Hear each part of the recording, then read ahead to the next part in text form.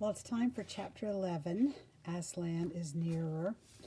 When we left off, Father Christmas had been to see the children and Mr. and Mrs. Beaver. So, chapter 11, Aslan is nearer. Edmund, meanwhile, had been having a most disappointing time. When the dwarf had gone to get the sledge ready, he expected that the witch would start being nice to him, as she had been at their last meeting. But she said nothing at all. And when at last Edmund plucked up his courage to say, "Please, your majesty, could I have some Turkish delight? You said," she answered, "Silence, fool." And then she appeared to change her mind and said, as if to herself, "And yet it will not do to have the brat fainting on the way," and once more clapped her hands, and another dwarf appeared. "Bring the human creature food and drink," she said. The dwarf went away and presently returned, bringing an iron bowl with some water in it and an iron plate with a hunk of dry bread on it. He grinned in a repulsive manner as he sat them down on the floor beside Edmund and said, "Turkish delight for the little prince." "Take it away," said Edmund sulkily. "I don't want dry bread." But the witch suddenly turned on him with such a terrible expression on her face that he apologized and began to nibble at the bread, though it was so stale he could hardly get it down.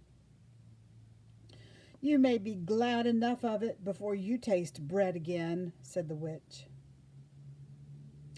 While he was still chewing away, the first dwarf came back and announced that the sledge was ready. The White Witch rose and went out, ordering Edmund to go with her. The snow was again falling as they came into the courtyard, but she took no notice of that and made Edmund sit beside her on the sledge. But before they drove off, she called Fenris Ulf, and he came bounding like an enormous dog to the side of the sledge. "Take with you the swiftest of your wolves and go at once to the house of the beavers," said the witch, "and kill whatever you find there. If they're already gone, then make all speed to the stone table, but do not be seen. Wait for me there in hiding. I meanwhile must go many miles to the west before I find a place where I can drive across the river. You may overtake those humans before they reach the stone table. You know what to do if you find them." "I hear and obey, O Queen," growled the wolf. And immediately he shot away into the snow and darkness as quickly as a horse can gallop. In a few minutes he had called another wolf and was with him down on the dam and sniffing at the beaver's house. But of course they found it empty. It would have been a dreadful thing for the beavers and the children if the night had remained fine, for the wolves would then have been able to follow their trail, and 10 to 1 would have overtaken them before they had got to the cave.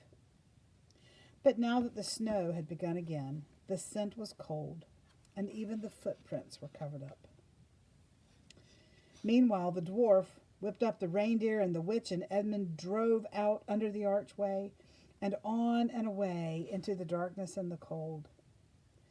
This was a terrible journey for Edmund, who had no coat. Before they'd been going a quarter of an hour, all the front of him was covered with snow. He soon stopped trying to shake it off, because as quickly as he did that, a new lot gathered, and he was so tired. Soon he was wet to the skin, and oh, how miserable he was. It didn't look now as if the witch intended to make him a king. All the things he had said to make himself believe that she was good and kind, and that her side was really in the right, sounded silly to him now. He would have given anything to meet the others at this moment, even Peter. The only way to comfort himself now was to try to believe that the whole thing was a dream, and that he might wake up at any moment. And as they went on, hour after hour, it did come to seem like a dream. This lasted longer than I could describe, even if I wrote pages and pages about it. But I will skip on to the time when the snow had stopped and the morning had come, and they were racing along in the daylight.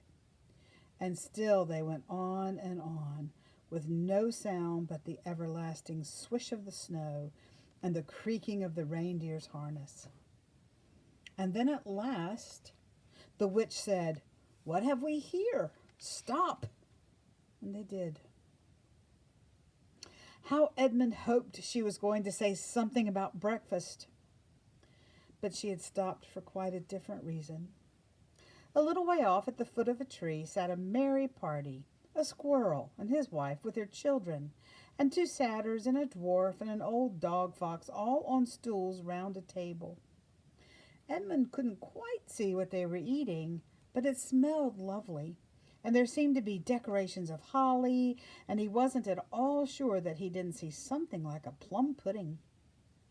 At the moment when the sledge stopped, the fox, who was obviously the oldest person present, had just risen to its feet, holding a glass in its right paw as if it was going to say something.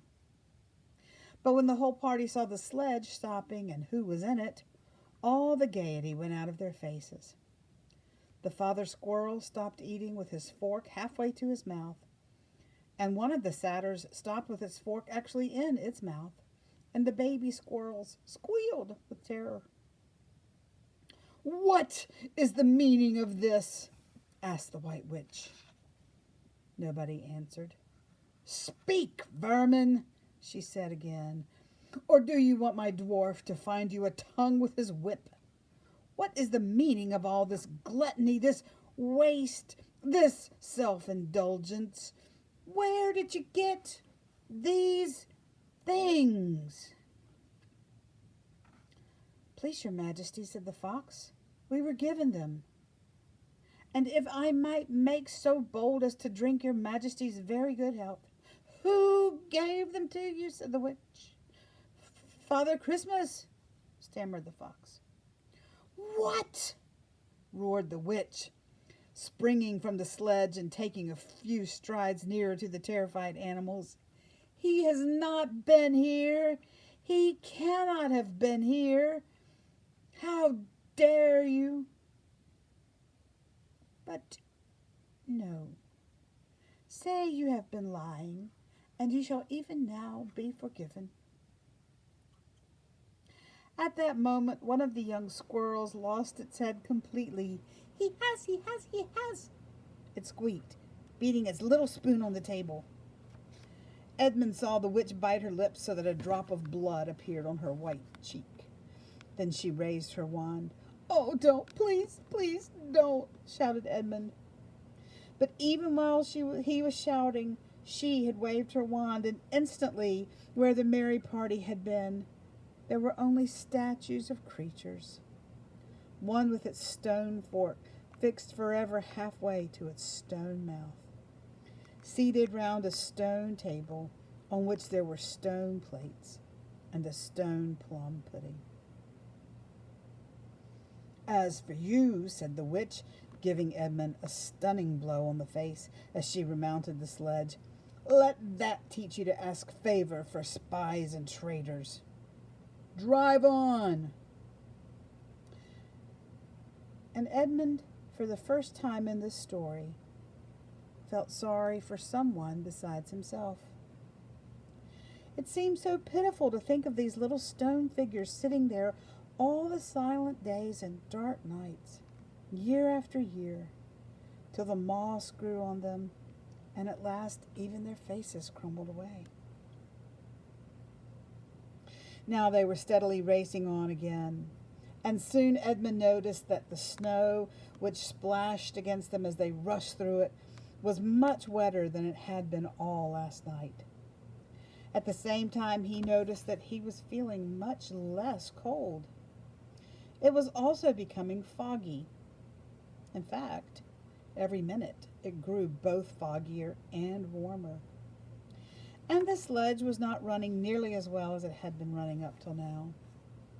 At first he thought this was because the reindeer were tired, but soon he saw that couldn't be the real reason. The sledge jerked and skidded and kept on jolting as if it had struck against stones. And however the dwarf whipped the poor reindeer, the sledge went slower and slower. There also seemed to be a curious noise all around them. But the noise of their driving and jolting and the dwarf shouting at the reindeer prevented Edmund from hearing what it was. Until suddenly the sledge struck so fast that it wouldn't go on at all. When that happened, there was a moment's silence. And in that silence, Edmund could at last listen to the other noise properly. The strange, sweet, rustling, chattering noise. Yet not so strange, for he knew he'd heard it before, if only he could remember where. Then all at once he did remember. It was the noise of running water. All round them, though out of sight, there were streams chattering, murmuring, bubbling, splashing, and even in the distance, roaring. And his heart gave a great leap, though he hardly knew why, when he realized that the frost was over. And much nearer, there was a drip, drip, drip from the branches of all the trees. And then, as he looked at one tree, he saw a great load of snow slide off it. And for the first time since he had entered Narnia, he saw the dark green of a fir tree. But he hadn't time to listen or watch any longer, for the witch said, "Don't sit staring, fool. Get out and help." And of course, Edmund had to obey. He stepped out into the snow, but it was really only slush by now, and he began helping the dwarf to get the sledge out of the muddy hole it had got into. They got it out in the end, and by being very cruel to the reindeer, the dwarf managed to get it on the move again, and they drove a little further. And now the snow was really melting in earnest, and patches of green grass were beginning to appear in every direction. Unless you have looked at a world of snow as long as Edmund had been looking at it, you will hardly be able to imagine what a relief those green patches were after the endless white. Then the sledge stopped again. "It's no good, your majesty," said the dwarf. "We can't sledge in this thaw." "Then we must walk," said the witch. "We shall never overtake them walking," growled the dwarf. "Not with the start they've got." "Are you my counselor or my slave?" said the witch. "Do as you're told. Tie the hands of the human creature behind it, keep hold of the end of the rope, and take your whip, and cut the harness off the reindeer. They'll find their own way home." The dwarf obeyed, and in a few minutes Edmund found himself being forced to walk as fast as he could with his hands tied behind him.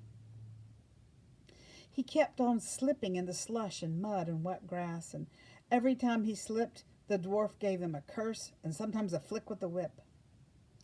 The witch walked behind the dwarf and kept on saying, "Faster, faster!" Every moment the patches of green grew bigger and the patches of snow grew smaller. Every moment more and more of the trees shook off their robes of snow. Soon, wherever you looked, instead of white shapes, you saw the dark green of firs or the black prickly branches of bare oaks and beeches and elms. Then the mist turned from white to gold and presently cleared away altogether. Shafts of delicious sunlight struck down onto the forest floor, and overhead you could see a blue sky between the treetops. Soon there were more wonderful things happening. Coming suddenly round a corner into a glade of silver birch trees, Edmund saw the ground covered in all directions with little yellow flowers, celandines. The noise of water grew louder. Presently they actually crossed a stream. Beyond it they found snowdrops glowing. "Mind your own business," said the dwarf, when he saw that Edmund had turned his head to look at them, and he gave the rope a vicious jerk. But of course, this didn't prevent Edmund from seeing. Only 5 minutes later, he noticed a dozen crocuses growing round the foot of an old tree, gold and purple and white. Then came a sound even more delicious than the sound of the water. Close beside the patch they were following, a bird suddenly chirped from the branch of a tree. It was answered by the chuckle of another bird a little further off. And then, as if that had been a signal, there was a chattering and chirruping in every direction, and then a moment of full song, and within 5 minutes the whole wood was ringing with birds' music. And wherever Edmund's eyes turned, he saw birds alighting on branches, or sailing overhead, or having their little quarrels. "Faster, faster," said the witch. There was no trace of the fog now. The sky became bluer and bluer, and now there were white clouds hurrying across it from time to time. In the wide glades there were primroses. A light breeze sprang up, which scattered drops of moisture from the swaying branches and carried cool, delicious scents against the faces of the travelers. The trees began to come fully alive. The larches and birches were covered with green, the laburnums with gold. Soon the beech trees had put forth their delicate, transparent leaves. As the travelers walked under them, the light also became green. A bee buzzed across their path.